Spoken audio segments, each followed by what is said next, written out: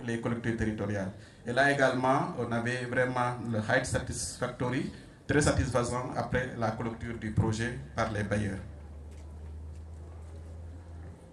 Le précole, c'est le deuxième programme qu'on a mis en œuvre, certains peut-être peuvent s'en rappeler, avec 86 milliards,3, toujours avec l'accompagnement de la Banque mondiale, de l'AFD et une participation également de l'agence. C'est une stratégie de mise en œuvre identique à celle du PAC avec outils de contrat de ville. Je m'arrête sur le contrat de ville. Pour les communes qui en ont bénéficié, on faisait ce qu'on appelle un diagnostic territorial sur deux aspects. D'abord, du point de vue gouvernance institutionnelle, et ensuite un diagnostic technique pour voir aujourd'hui quels sont les besoins au niveau de la commune en matière d'infrastructure et quelles sont également les limites si aujourd'hui la commune devrait porter ces programmes-là. Et sur cette base-là, il y a un contrat de ville qui est chiffré et sur lequel le programme vient pour exécuter. Les principales innovations seront au niveau de la prise en compte de l'intercommunalité à travers la CATAC et la CAR qui n'existe plus pour la réalisation de projets structurants. Et là également, quand on regarde au niveau de Dakar, peut-être beaucoup ne le savent pas, pratiquement toutes les voies de connexion à l'autoroute ont été réalisées par l'ADEME. On ne communique pas beaucoup, mais on fait énormément de choses en matière de réalisation des investissements. Intégration des mesures de sauvegarde environnementale et sociale avec les plans que vous avez. L'assistance à la maîtrise d'ouvrage comme mode de mise en œuvre des PIP, le programme d'investissement prioritaire à côté de la MOT.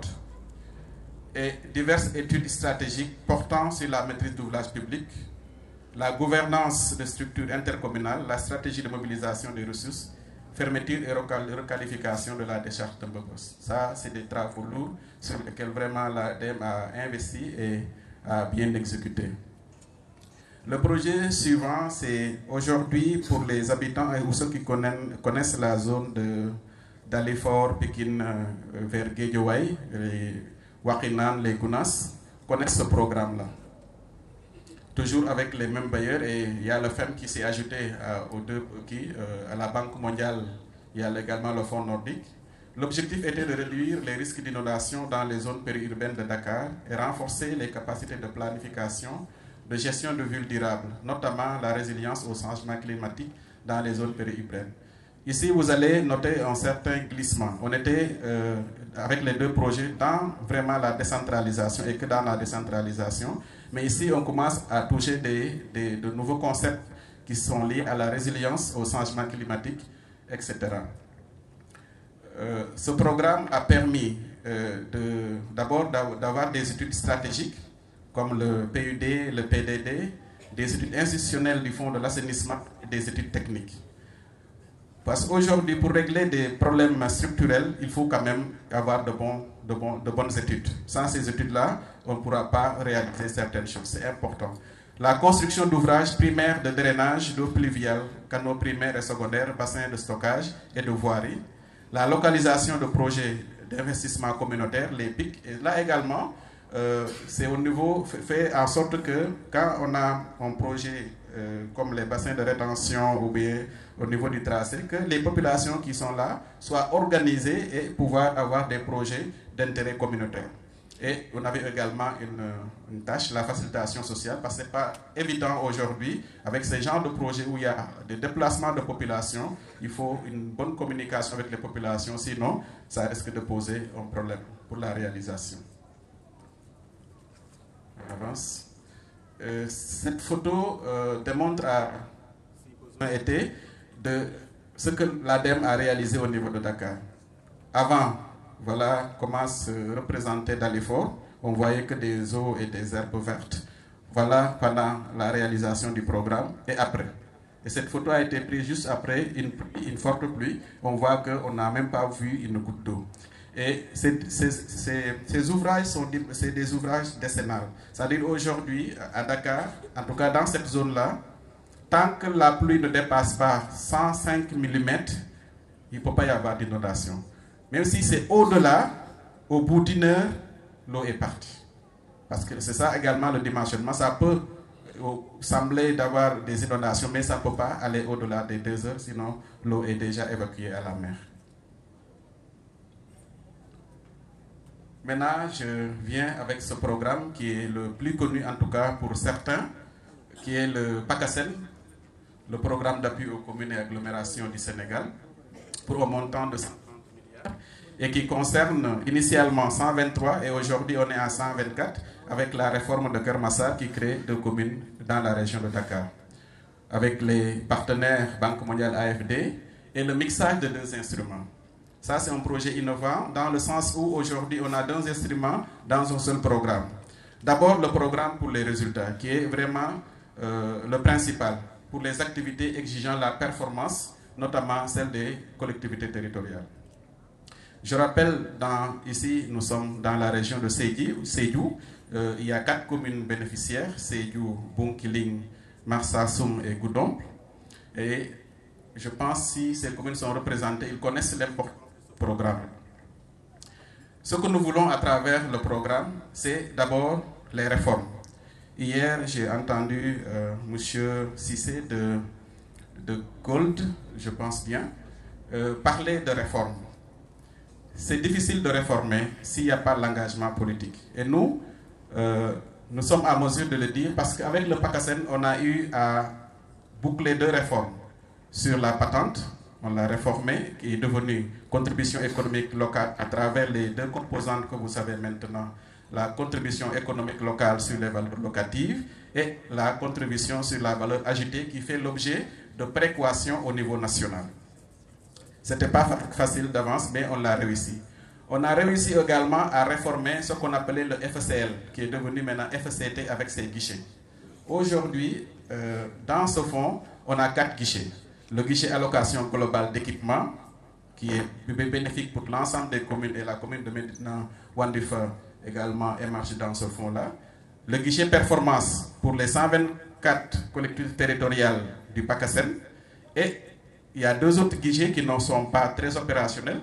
C'est le guichet interterritorialité et un guichet spécial. Et ça, c'est du fait de ce programme-là qu'on a réformé. On est en cours de réformer le fonds de dotation de la décentralisation. Mais il y a un souci parce qu'on a fini les études techniques. Les projets de textes et de loi sont partagés au niveau du secrétariat général du gouvernement.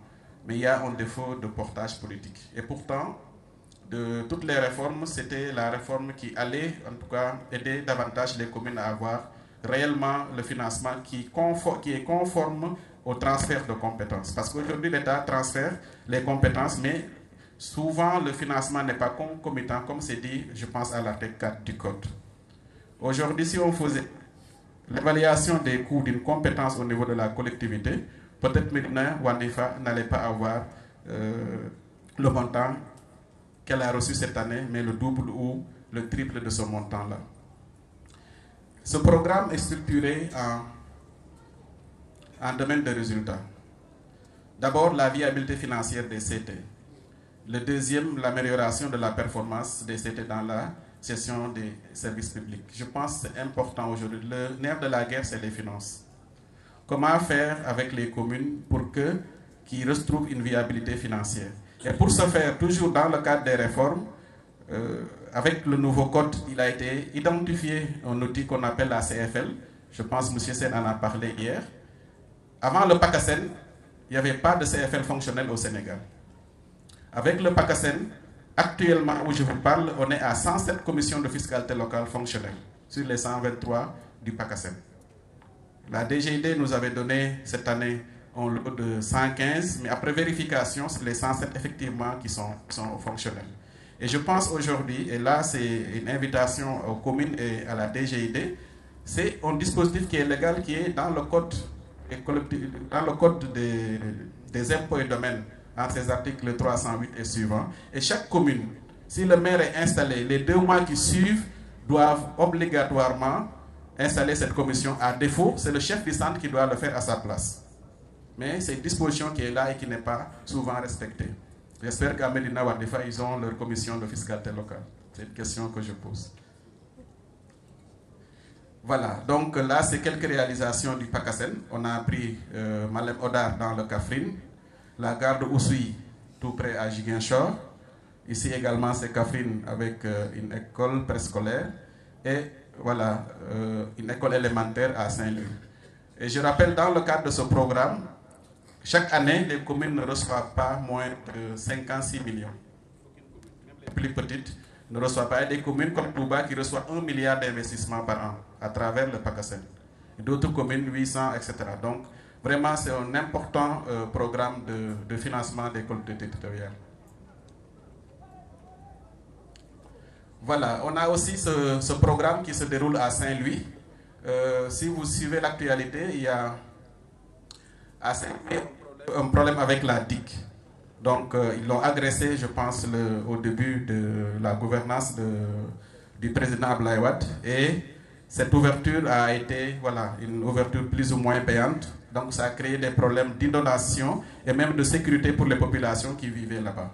Donc, l'ADEME, avec un financement de l'AFD, a pris en charge cela pour faire vraiment une construction d'ouvrages d'enrochement pour vraiment faire reculer le rivage. Plus la communication scientifique et les projets de gestion qui vont avec. C'est un projet qui est clôturé maintenant, mais qui vraiment aide à stopper l'avancée de la mer à ce niveau-là. Il y a un autre projet, on continue s'il vous plaît. Un autre projet à Saint-Louis également, c'est justement, les deux projets devraient aller ensemble. Malheureusement, on a un petit retard ici, ça risque de nous rattraper parce que les populations qui étaient en insécurité avant le PPCS sont maintenant en sécurité parce qu'il y a l'enrochement et que ça a fait reculer la mer. Donc, les populations de Guet-Ndar qui devraient quitter Guet-Ndar pour aller vers Djigop parce qu'on est en train de construire des logements, plus de 1000 déjà, logements pour permettre à ces populations vraiment d'avoir une vie beaucoup plus sereine. Parce qu'au niveau de la digue, il était exposé aux inondations et aux calamités, etc. Donc, ce programme se veut vraiment de déplacer ces populations et de retrouver un cadre de vie propice au niveau de Djigop, dans une intercommunalité entre la commune de Saint-Louis et la commune de Gadon. On avance. Voilà. Les projets, l'érosion côtière, et ça c'est les abris provisoires que nous avions mis en place pour les aider à se reloger. Ça c'est les projets d'intérêt communautaire que les femmes mettent en œuvre pour la vente. On avance. Ça c'est un projet sur fonds propres de l'ADEME pour les financements innovants. Ce projet a pour but de renforcer les capacités de l'ADEME et les collectivités territoriales dans la conception et la mise en œuvre de projets en partenariat public-privé. Et ça, c'est ouvert à toutes les collectivités territoriales qui le désirent. Promouvoir des mécanismes de financement des CT par les banques et le marché financier. Il y a également non seulement le marché financier, mais la finance islamique. Comment on procède avec ce projet? Pour l'instant, on est en train de former les cadres de l'ADEME au marché financier, au marché bancaire, à la finance islamique, pour aujourd'hui aller vers les maires qui le désirent, qui veulent collaborer avec l'ADEME, de voir le type de financement qui l'agrée et on essaie de l'accompagner dans ce sens-là. Donc ça, c'est, je pense, le coordinateur vient de nous quitter pour le ministère des Finances il y a un mois. Je pense qu'il y aura une autre organisation à ce niveau-là. Mais c'est ouvert et les communes qui sont intéressées, par exemple, de travailler avec l'ADEME, c'est une opportunité qui leur est donnée pour voir si ça sera le PPP, le financement bancaire, le marché financier ou la finance islamique. Projet en cours, ok. Ça, pour ceux qui habitent Kermassar, c'est un projet qui est en cours. C'est le projet 2, c'est la deuxième phase du projet 1. Toujours avec la Banque mondiale et l'État du Sénégal. Là, il s'agit également, pour la zone qui est impactée au niveau de Kermassar, de réduire les risques d'inondation dans les zones périurbaines et améliorer la capacité de planification et de gestion des risques d'inondation. C'est le même format que le premier projet.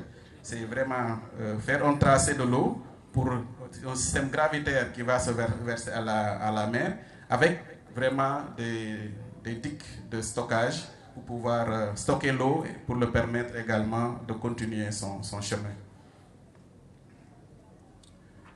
Nous aussi à l'ADEME, nous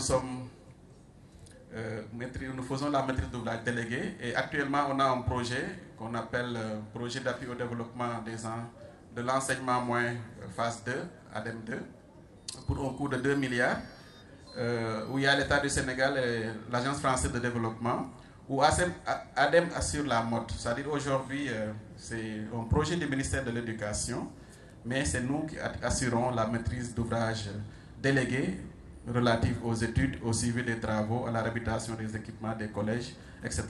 Donc toute la passation des marchés, le recrutement des entreprises et le suivi de ces travaux-là, c'est à l'ADEME de le faire.